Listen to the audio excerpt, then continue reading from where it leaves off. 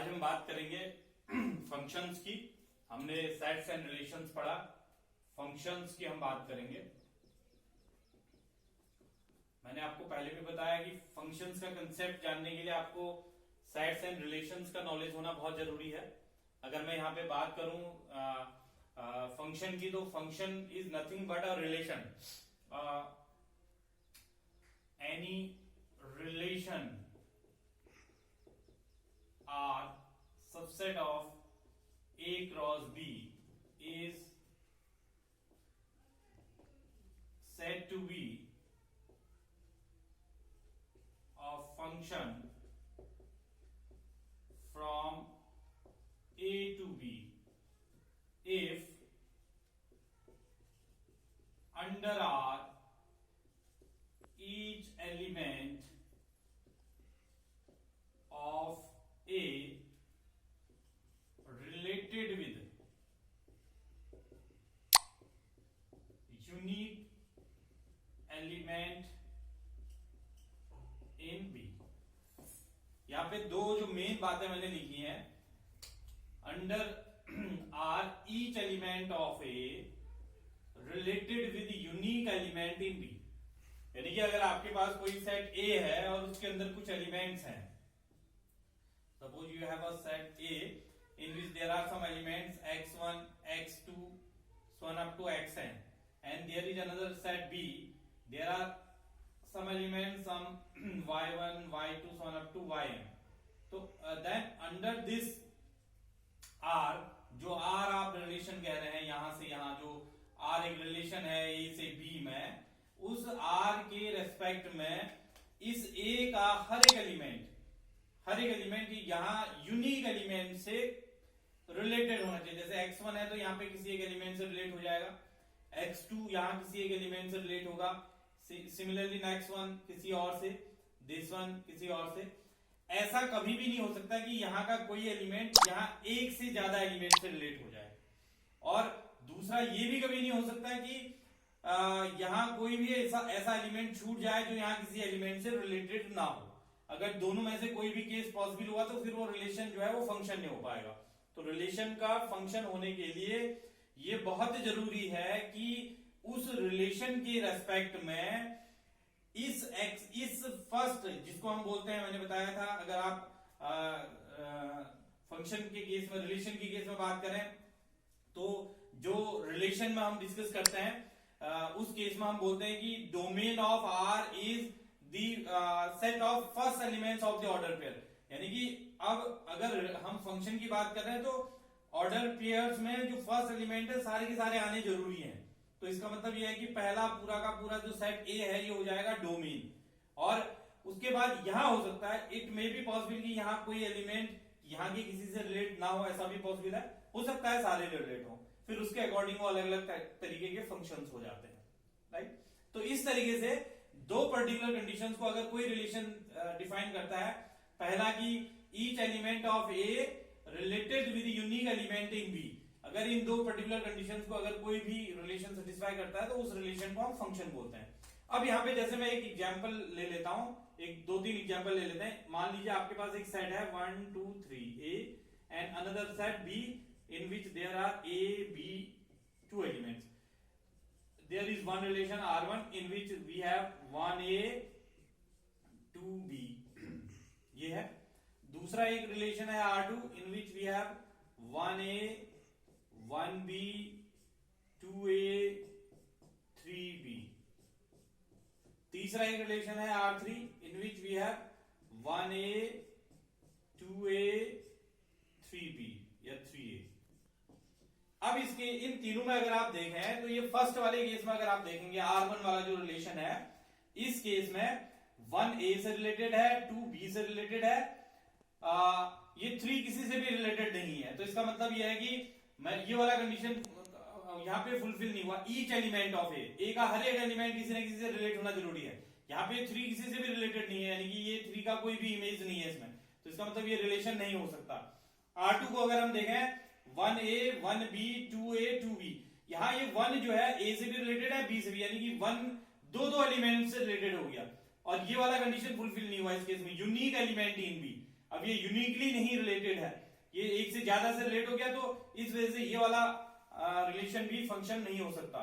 Third one, R3 के case में अगर हम देखें तो 1 A से रिलेटेड है, 2 B A से रिलेटेड है, 3 A से रिलेटेड है, तीनों ही A से रिलेटेड है। तो इसका मतलब जितने भी एलिमेंट है A में वो B में एक एलिमेंट से रिलेटेड है, लेकिन हर एक का अपना यूनिक इमेज है। तो इसका मतलब ये वाला जो तीसरा वाला जो रिलेशन है, this one will be function. और फंक्शन होने के बाद अगर आपको डोमेन निकालना है, डोमेन ऑफ R, यहां पे R को हमने फंक्शन बोला है, of function R I can say function R is equal to पूरा का पूरा A हो जाएगा, यानी कि this x1 x2 so on up to xn, पूरा का पूरा A। Codomain of R that is पूरा का पूरा B, यानी कि y1 y2 so on up to yn। और अगर हम रेंज की बात करें, रेंज ऑफ R, तो उस केस में those y's such that x y belonging to R, ये y भी किसके एलिमेंट है, B के केवल वो y जो ये दिखाएं कि x y जो है वो R को बिलोंग कर रहा है, वो y आ जाएंगे, यानी कि जो इमेजेस हैं यहाँ के किसी एलिमेंट की इमेजेस हैं वो इमेजेस आ जाएंगी। और इस केस में हम इसको कुछ इस तरीके से लिख सकते हैं, जैसे अगर आपने ये बोला कि f is a function from a to b, f is a function from a to b, तो we can write y is equal to fx, ऐसे हम इसको रिप्रेजेंट कर देते हैं, y equal to fx।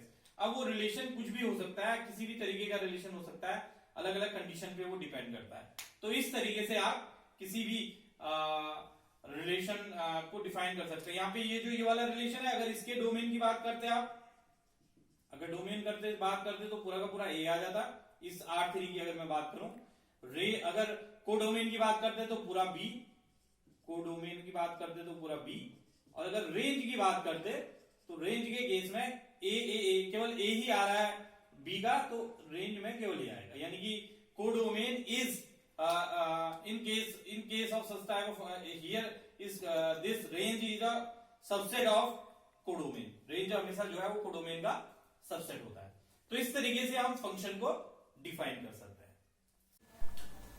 अब क्वेश्चन हम डिस्कस करते हैं। यहाँ पे मैंने क्वेश्चन लिखा हुआ है, क्वेश्चन है late a is equal to 1 2 3 and b equal to 3 5 6 8, there are two sets a and b, which of the following are functions from a to b, इनमें से कौन से ऐसे हैं जो ए से बी में फंक्शंस हैं, ये हमें बताना है। जैसे फर्स्ट वाले केस में इसमें अगर हम देखें तो f is a function from a to b, ये फंक्शन को दिखाने का तरीका होता है, defined by f1 equal to 3, f2 equal to 3 and f3 equal to 3। इसको आपको समझना रहेगा कि ये क्या कहना चाह रहा है। ये जो फंक्शन यहाँ पे है इस वाले केस में f, वो कुछ इस तरीके से है, 1 के साथ 3 है, 1 का इमेज 3 है, 2 का इमेज 3 है, 3 का इमेज 3 है, ये। तो अब आप इसमें देखिए 1 2 3, ए के जितने भी एलिमेंट्स हैं सारे आ गए, और 1 3 के साथ रिलेटेड है, 2 3 के साथ रिलेटेड है, 3 3 के साथ रिलेटेड है, यानी कि यहाँ के सारे एलिमेंट वहां एक यूनिक एलिमेंट से रिलेटेड है।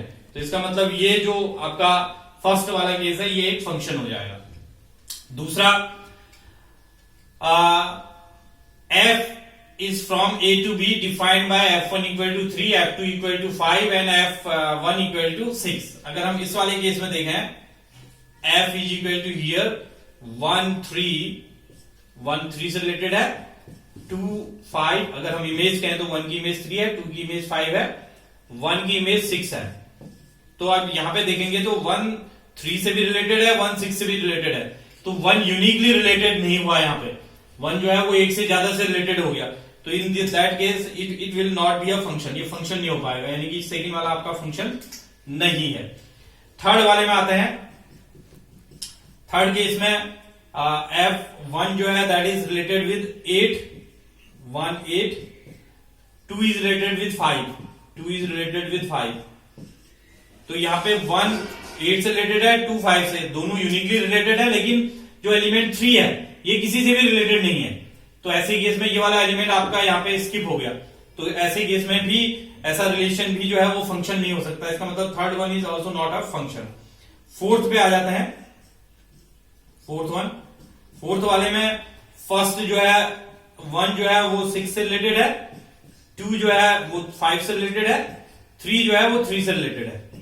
तो यहां पे भी ए का each and every element 1 2 3 is related with unique element, single element से रिलेटेड है, तो that means this one will also be a function, तो ये भी एक फंक्शन हो जाएगा, तो fourth one will also be a function.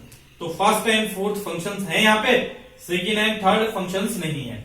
अब अगर आपसे डोमेन या रेंज कहा जाता है, जैसे आपका फर्स्ट एंड फोर्थ फंक्शन है, तो डोमेन अगर बात करें तो ए, को डोमेन बात करें तो बी, रेंज की अगर हम बात करते हैं इस वाले फंक्शन के लिए तो ओनली 3, केवल 3 आ जाता सेट के अंदर इस तरीके से। इस जो फोर्थ वाला है उसमें अगर हम देखें तो domain A, codomain B and range is this 6 5 3, यानी कि 3 5 एंड 6 कुछ ऐसे आ जाता, 3 5 6, ये बी के ये 3 एलिमेंट्स हैं जो किसी न किसी की इमेज है, तो उस केस में रेंज जो है वो 3 5 6 आ जाता। तो ऐसे क्वेश्चन को आप इस तरीके से सॉल्व करेंगे फंक्शंस के अंदर।